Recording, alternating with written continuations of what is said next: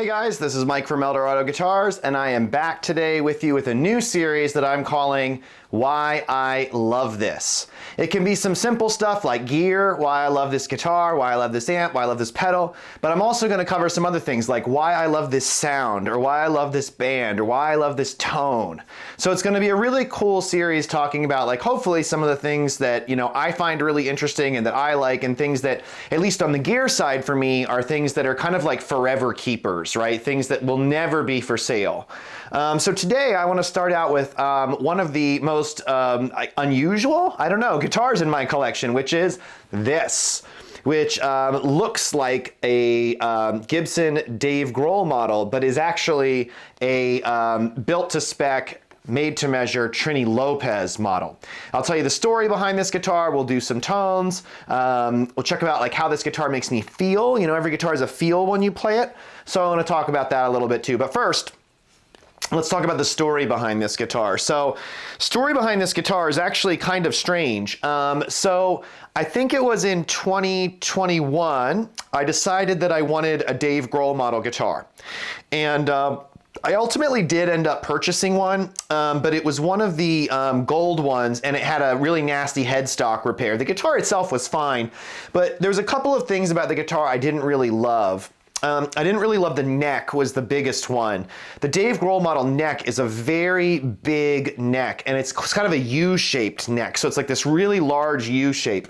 And I just wasn't really digging it. It just wasn't for me. It was too big, kind of clumsy. The guitar already has a really big body, and then when you have this giant neck on it, it just felt like this giant battle axe, you know? And maybe that's okay for Dave Grohl, because he's, you know, however tall he is, like 6 foot something, I'm sure. But, you know, I'm 5'8", and it just felt like, wow, this guitar is already big on me, and like I've got this giant boat neck, and I just feel like I'm playing this, you know, giant guitar. So I didn't really love the neck. The other thing I didn't really like is I didn't really like actually the tuners and stuff that has modern tuners on it and whatnot. And I just wasn't crazy about those Grovers, those kidney bean Grovers. I just didn't really care for them all that much. So I decided that I was gonna sell that Dave Grohl model and instead in gold, and instead I was gonna have one built in Pelham Blue to my specs. However, this is not that guitar. So let me explain what happened. So I called Sweetwater. Sweetwater's always been good to me. My man Eddie over there, Eddie Konopasek, give him a call. Like, I don't make any money from this, just, you know, give him a call. He's a great guy, great sales engineer, and I've bought a bunch of stuff from him. He's awesome. And, you know, I said to him like, yo, Eddie, I want to made to measure this guitar. I basically want to make a DG-335. I just want to make it a couple of tweaks to it, right, is really what I want to do. And he's like, yeah, cool, we can totally do it. Like, let me send you over the full spec sheet from Gibson Custom. You know, you can mark it all out, and then we'll have another meeting where we can go through it, and I'll like give you my advice and that sort of thing. And I was like, cool. So we did all that, placed the order for the guitar, you know, and I got a call from Eddie maybe like 2 weeks later, and he said, yo, Mike, I've got some bad news. And I was like, what's up? And he's like, Gibson won't make your guitar. And I was like, excuse me? And he was like, yeah, they just won't make it. And I said, well, I want to be clear, like, you told them I'm paying like a ton of money for this guitar. I mean, it was very expensive, right? Like $7,000 or $8,000 or something. And I said, like, you know, I want to make sure I understand this correctly. Like, they don't want my money. And he was like, yes, that's actually correct.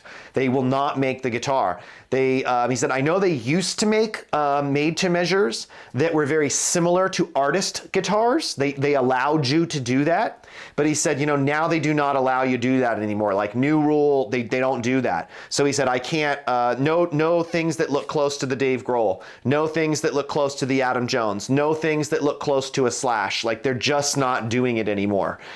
He said, I don't know why. I don't know if it's because they have like new plans for those artists or what, but like they're not doing it anymore. So as of what, like August or something of 2021 or two, maybe, no, two, I think it was maybe 2022 by this point. It's about a year ago. They weren't building them anymore. So you're probably wondering, hey Mike, like where'd you get this one? So I got this actually from the UK. So this guitar actually was made for the Japanese market and then ended up in London. So in the Japanese market, if you don't know this, Fender and Gibson will do a lot of custom stuff for the Japanese market that they won't do for other markets.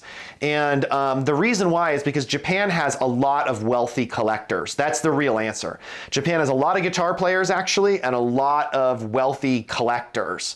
A lot of like old Jose Marshalls are over there. A lot of like the rare Mesa Boogie amps are over there, right? A lot of rare guitars are over there, sitting in vaults for collectors. So Gibson will make stuff for that market that they won't make for anyone else. So they made this as a small run for a dealer in Japan. I think there were a couple of guitars, like maybe 5 guitars, 10 guitars, I don't know. And one made its way to the UK. Now, I would normally never buy a guitar from the UK, and I would never advise anyone to buy a guitar from the UK. And the reason why is because the pound is so much stronger than the dollar, it just doesn't make any sense, right? But at the time I bought this, it was when the pound was really struggling, if you recall. There was a period where the pound was the lowest that it had been against the dollar since like the 80s. So I decided, you know what? Hey, fuck it. Like, why not? Like, let's just order it. So I ordered the guitar, and it turned out to be, frankly, one of the best guitar decisions I've ever made. I absolutely love this guitar. So let's get into the reasons why I love this guitar. So first thing I really love about this guitar is just the look, man. This guitar looks so cool. I mean, seriously, it's just so cool. I love the Pelham blue. I love the metallic hue in it. See how it changes like in the light? You know, it's like so cool. I love it with the silver hardware. I just think it's a really classy look. I really like the Firebird headstock. I think the Firebird headstock is the coolest Gibson headstock. I think it's even cooler than the regular Les Paul one. Like, I love this headstock. I like that it has the OG, the vintage tuners, right? So I like that. I just really love everything. I love the stop tail, you know, and actually one thing that's different on this guitar is the binding on the F holes. You might have noticed that already, that there's binding on these. The Dave Grohl models actually don't have binding here. It's just black raw wood that they painted it black. So, but I actually prefer the binding. I think it looks cooler. So actually this is kind of to me like a dream Dave Grohl model because it's got everything I wanted. It also has a smaller neck. This is the Trini Lopez 64 neck, which is basically like a Les Paul 59C. It's almost exactly the same. So it's very similar. It's like kind of between a 60s taper and a 59C. And it just fits my hand a lot better. Like when it's down here, it just feels really good, right? Like I can really wrap my hand around it when I'm playing it. It doesn't get in the way. It's got a nice taper up to here without being too crazy. Like it's not really that fat up here. And I love that you can get full fret access up here. It's very easy to play the upper frets. And frankly, this guitar stays in tune, man. This guitar really stays in tune. You know, Gibsons, it's hard to get them to stay in tune, especially with the book headstock, but this thing stays in tune really well. It sounds really good and it's really resonant. So I really love this thing. And this guitar always makes me just feel like rock and roll, right? Like every time I play this, I just want to rock. Like, I don't know if it's like the Dave Grohl thing, you know, like the thrashing around or what, but like every time I play this guitar, I just want to rock, like with some old school stuff. Like, I don't even mean like metal or anything. I just mean like rock, you know, like I just want to rock with this thing, you know?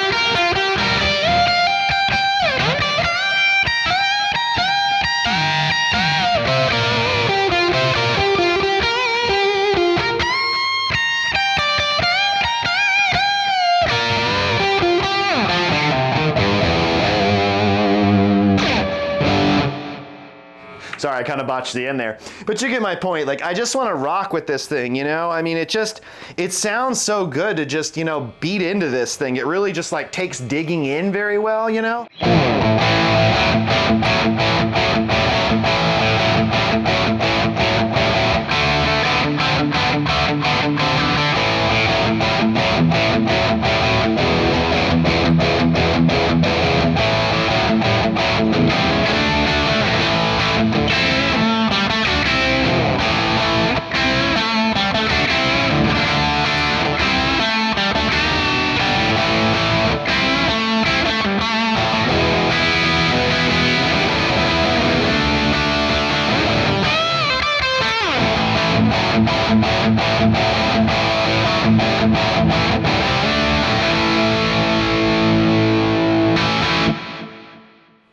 So a ton of really cool tones there. You can hear with rolling the volume around, you can really get a lot of different sounds.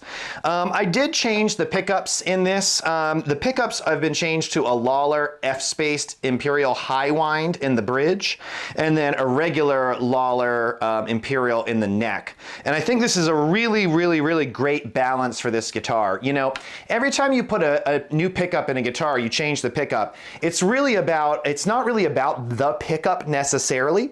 It's about the fit between your guitar and this pickup, right? That's why some guys will say like, well, I put a Duncan JB in my Strat and it sounds awesome, and I put a Duncan JB in this Telly and it sounded like shit. And it's like, well, you know, it's a different guitar, right? It might even be two Strats, right? But it's like one Strat it works in and another Strat it doesn't work in. Why? Who knows, right? Like all kinds of things that happen in build quality, right? Like from guitar to guitar. But like sometimes you get a brighter guitar, a darker guitar, a more mid-range forward guitar, right? Whatever. So you have to find the right pickups for your guitar. And I'm pleased to say that with this guitar, I really hit the jackpot the first time. I think the bridge pickup sounds absolutely awesome in this guitar. Both are awesome, but the bridge especially just really thickened this guitar up. It's much beefier now than it was with the Trini Lopez pickups in it, the custom buckers. I really don't like custom buckers very much, to be honest with you. I am not a fan of them. I have never met an Alnico 3 pickup that I really loved, to be honest with you.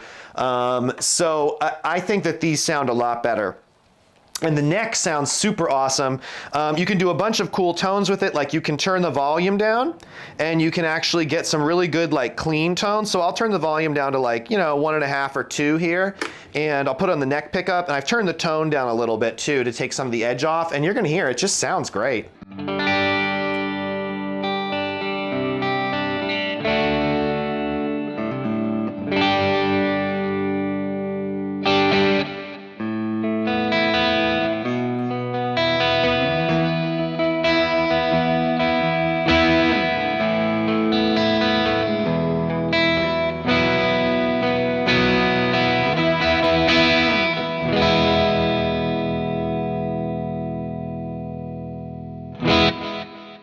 It really sustains for days, you know, I mean, it just really sustains a long time, really chimey and clear when you roll the volume down. Sounds really, really, really awesome. And then if you crank it up, you can get some really great lead tones too, even creamy ones, right? Like if you wanted to do like a slash thing, you know, I'll roll the tone back down to 5, and then I'll pull the volume up, and you're just gonna get that sound, you know?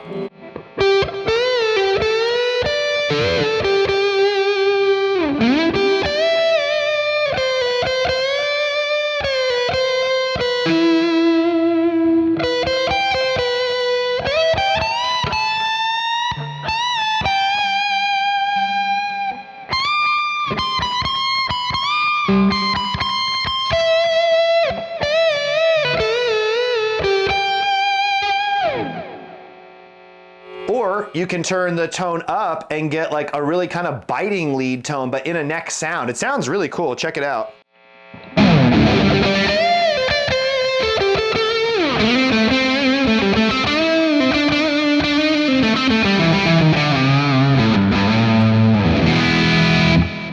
One of my favorite things too is if you notice when you get in those low notes there, it never gets woofy, right? It always manages to stay clear, even with the volume on full.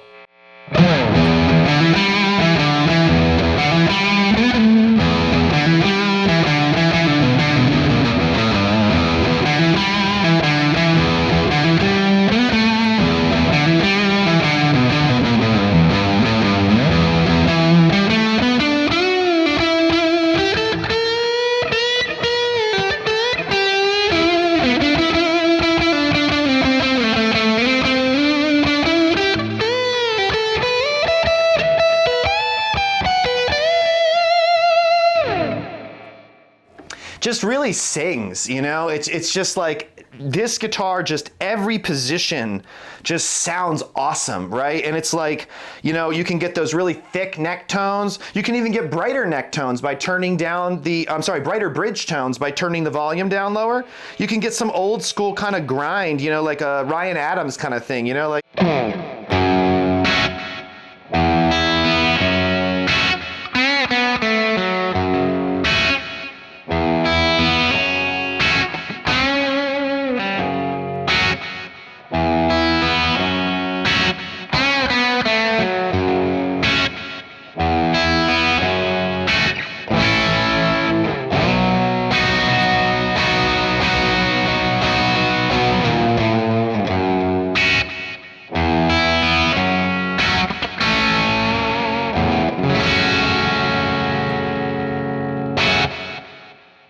And of course, like all those like, you know, slashy tones are kind of lurking in here too. You know, like if you put the volume at like 7 or 8, it's really going to give you that sound.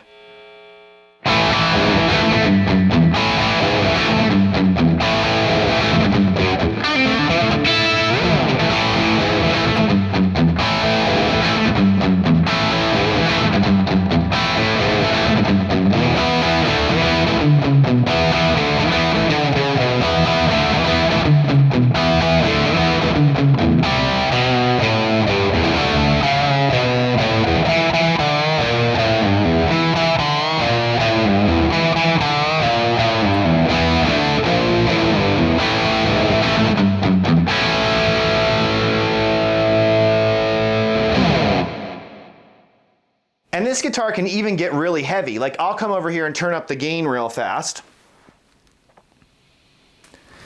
And you can really get heavy with this thing too.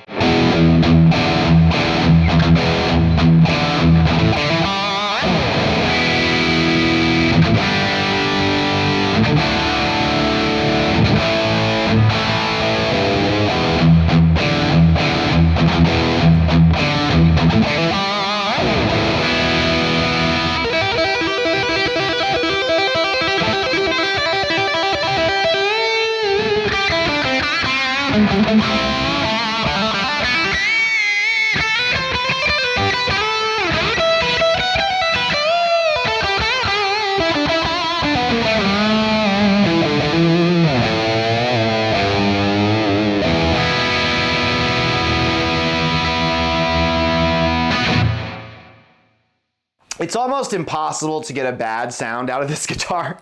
I think that's my main takeaway. And that's really one of the reasons I love it. Like it looks cool, it feels cool, you feel cool when you're playing it. And then on top of all that, it sounds awesome. It sounds great. Every pickup position sounds great. The new pickups sound amazing in it. They respond really well to the volume and tone controls. The guitar stays in tune, right? I mean, it's like, I really just feel like every once in a while you get a guitar where you're like, wow, I really hit the jackpot on something like super cool here. And that's exactly how I feel about this guitar, right? I just feel like I really hit the jackpot on something super cool here. I will never sell this guitar.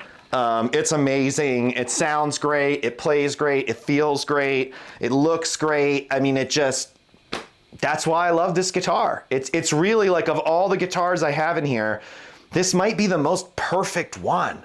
I mean, maybe the silver PRS, which I'm going to cover in another video, which I'll do another thing about. But man, this guitar is just like so versatile, you know? You can pick it up for anything. Like whatever you're playing today, this guitar has a tone for it, right? You want more chimey singly coil sounds? Neck pickup, roll the volume down, bring the tone down a bit, right? You want screaming leads? Bridge pickup, 10, you know what I mean? You want old school crunch, right? Put it on 5 or 6 on a gained out Marshall. Sounds awesome, right? You want a liquid lead sound, volume 10 on the neck and roll the tone back to 5, right? I mean, there's so many settings, and you'll notice I've changed nothing on the amp, right? Literally nothing. I'm doing this all on one channel that's frankly pretty gained out.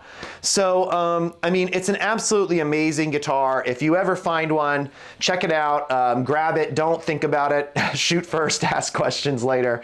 And I hope you guys, if you get one, love it as much as I love it, but that's why I love this guitar.